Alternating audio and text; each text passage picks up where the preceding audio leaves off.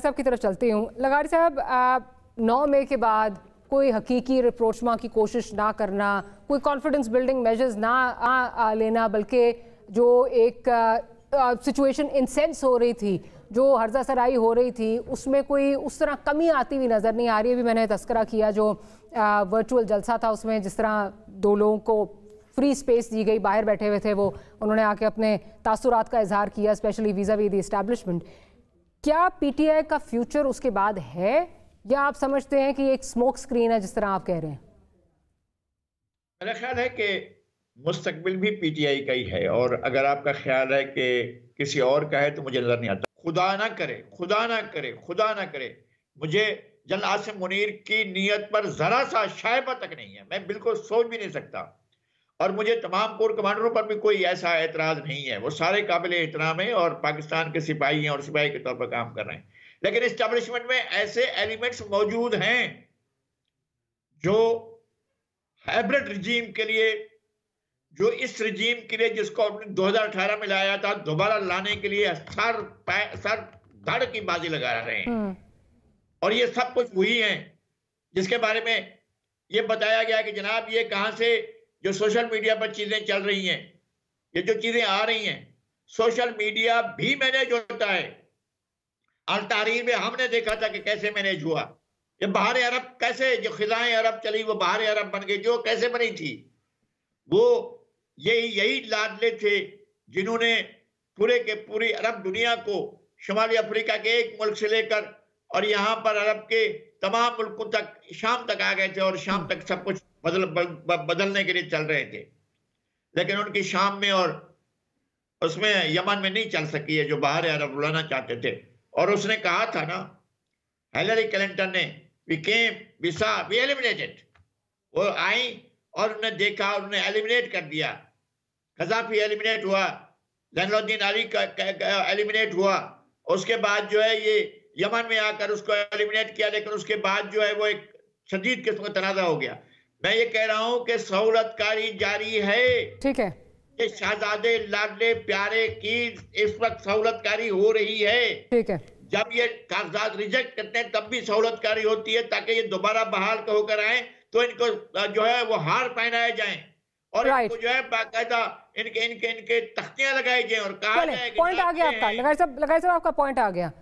हसन साहब, आप भी ये समझते हैं कि एक जिस तरह लगारी साहब कह रहे हैं कि जी बकौल उनके कि कोई एक ड्राई क्लीनिंग सर्विस, और इस तरह PMLN के भी आजकल जो है वो बहुत बयानात आ रहे हैं कि शायद कोई ड्राई क्लीनिंग सर्विस जो है वो कार फरमा है, या आप समझते हैं कि ग्राउंड रियलिटीज़ को मद्देनज़र रखते हुए जब तक कुछ रिप्रोचमा नहीं होगा, क्योंकि बहुत हम आप भी सुनते हैं, लोगों से मिलते हैं, आप भी, हम भी बात करते हैं, 9 मई को कोई बुलाने के लिए तैयार नहीं है, उसके बावजूद जो है क्या आप रिप्रोचमा समझते हैं या PTA का फ्यूचर कुछ समझते हैं कि हो सकता है?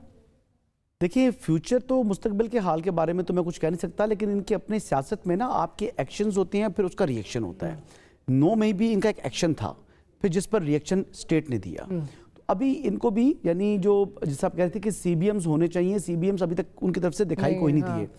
तो प्रॉब्लम ये है कि अभी तो उनके पास सिर्फ एक ही चीज़ है सेल करने को। अगर आप देखें कि फरवरी 8 के जो इलेक्शंस आ रहे हैं वो विक्टिम कार्ड सेल कर रहे हैं कि हम मजलूम हैं, लुट गए, पिट गए, मार दिया हमें। उनके पास कारकर्दगी तो कोई है नहीं दिखाने को, यानी पौने 4 साल की कारकर्दगी थी नहीं कोई। अगर कारकर्दगी वो दिखा सकते हैं तो वो 9 मई की दिखा सकते हैं कि हमने रियासत पर हमला कर दिया।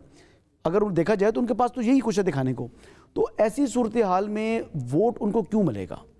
अब वो वोट अपने आप को मजलूम जाहिर करके और विक्टिम कार्ड प्ले करके ले सकते हैं। लेकिन गैलप पोल्स तो दिखा रहे हैं कि he is in the lead. ये गैलप जो पोल है उसने तो 21 अक्टूबर के बाद सबसे ज़्यादा पॉपुलर जो पॉलिटिशियन बताया था वो तो नवाज शरीफ साहब बताए थे, लेकिन जो गैलप पाकिस्तान है इसको इंटरनेशनल गैलप ओन नहीं करता। प्रॉब्लम ये है। दूसरा, इनका सैंपल जो है, आप भी कंस्टिट्यूंसी में आजकल जा रहे होंगे, मैं वो 3-4 भी मैं वही कह रही हूँ, तो PMLN या पीपल्स पार्टी स्पेशली पंजाब की हद तक अगर देखें तो वो काफ़ी नीचे नजर आते हैं, लोग कुछ ज़्यादा खुश नहीं है कारकर्दगी से। मैंने लाहौर में सर्वे की है, मैं पिंडी में गया हूँ, मैं इस्लामाबाद के अंदर थोड़ी सिचुएशन फ़र्क है।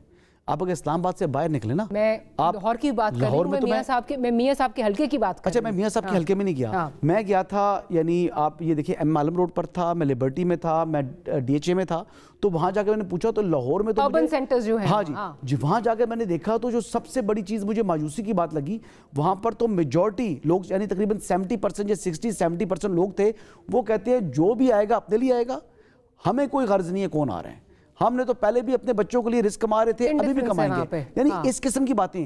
लेकिन उसके बाद अगर आप बात करें तो जो PMLN थी वो डोमिनेट कर रही थी PTI के ऊपर। मैं लाहौर की बात बता रहा हूं आपको, जिस जगह पर मैं गया हूं। लेकिन यहां पर मैं उस दिन टेक्सला गया हूं, टेक्सला जाके देखा है तो लोग बात नहीं करना चाह रहे PTI की। अब Taxila is not too far from Islamabad. अच्छा, ये ना बात किया कर यार, तेरे से अच्छी नहीं लगती ये बातें मुंह से कही हुई। मैं आपकी तरफ आती हूं, मैं अपने बात से बात बना नहीं सकता ना, बात सुनिए, आप बात कर लें। अच्छा, इकट्ठे आ जाओ, कौन से इलाके में जा रहा है, चलते हैं इकट्ठे में, पता लग जाएगा। PMLN तो बेचारा अब तक चले मुबारक हो, फिर आप इलेक्शन जीत जाएं लाहौर में, और फिर जब आप जीतेंगे तो मिठाई देने के लिए मैं आऊंगा अपने भाई की खुशी से, और आपने ढोल भी बजवाना है, और मैं वहां पर जो है ना अजहर सिद्दीक जिंदाबाद का नारा भी लगा दूंगा। लेकिन बात यह है कि ये दिन लाए तो सही ना भाईजान, पहले मुझे तो कोई जो मैं सर्वे कर चुका हूं, अजहर सिद्दीक साहब मुझे दूर दूर तक दिखाई नहीं दे रहे। मुस्लिम लीग नून का पाकिस्तान के लिए है क्या जो तुम्हें इतनी अच्छी लगती है? क्या है क्रेडिट उसका, उसके पास वहां सिवाय डेवलपमेंट तो उन्होंने की है ना। आपने कौन सी मोटरवेज बना दी है, कौन सा एयरपोर्ट बना दिया है, कौन सी बंदरगाह बना दी है, गवादर पोर्ट आपने बना दी है, कौन सा कारनामा है, क्या चीज सेल करने के लिए बताए? प्रोग्रेस में क्या कारकर्दगी है आपकी जमात की? तो बैठिए ना, वो बात करो जो हकायक के ऊपर है। मैं वो कह रहा हूँ, बताए ना आप, मैं खामोश होता हूँ, आप बताएं। आप अजहर सिद्दीक साहब आप फरमाए ना, क्या कारकर्दगी की आपकी पार्टी की, क्या किया था आपने? दो चीजें समझनी है आपको, एक बता समझना क्या, हमें ग्राउंड रियलिटीज देखनी है कि ग्राउंड पे हो क्या रहा है। साफ शफाफ इलेक्शन कराएं। यानी लाहौर का जलसा किया 21 अक्टूबर को आने के बाद 10% था रेंटेड क्राउड, बाकी 10% क्राउड था, बाकी सर अपनी कारकर्दगी बताएंगे अजहर सिद्दीक साहब? PTI की what do they have to sell? आपने मैसेज में सेल करना है ना कि ये हमने पाकिस्तान में तरक्की की है, तामीर जो है पाकिस्तान में तामीराती काम किए हैं। क्या काम किया है? या सियासत में आ जाओ, मेरी तरह आ जाओ। यूथ के लिए क्या किया है बताइए मुझे। वोट पड़ेगा वो आ जाएगा यार, इसमें परेशानी की क्या बात है? जो वोट पड़ेगा ये आपने 50 लाख घर बनाने थे ना, 1 करोड़ नौकरियां देनी थी, मंजूर था, अपनी जमात का अमल किया। ओहो भाई हमने अवाम को एक एजेंडा दे दिया ना, मैनिफेस्टो दे दिया ना, वोट अवाम ने डालना है, तूने तो नहीं फैसला करना ना। या अवाम देखेगी अवाम किसको वोट डालती है। विक्टिम कार्ड जो खेल रहे हैं वही खेलें, आपको उससे 4 वोटें मिल जाएंगी, वरना आपके पास नथिंग टू सेल। हम पाकिस्तान का कार्ड खेल रहे हैं, हमें पाकिस्तान कार्ड खेल रहे हैं, मजलूमियत का कार्ड खेल रहे हैं। आप मजलूम बन जाए, बेचारे बन जाए, अब यही बेचारे इनको वोट डाल दें, बेचारे बन जाए। अब ना बहुत होगी है तबाही इस मुल्क के साथ, कर दिए थे इन सियासी जमातों ने, 16 सियासी जमातों ने तबाह कर दिया इस मुल्क को।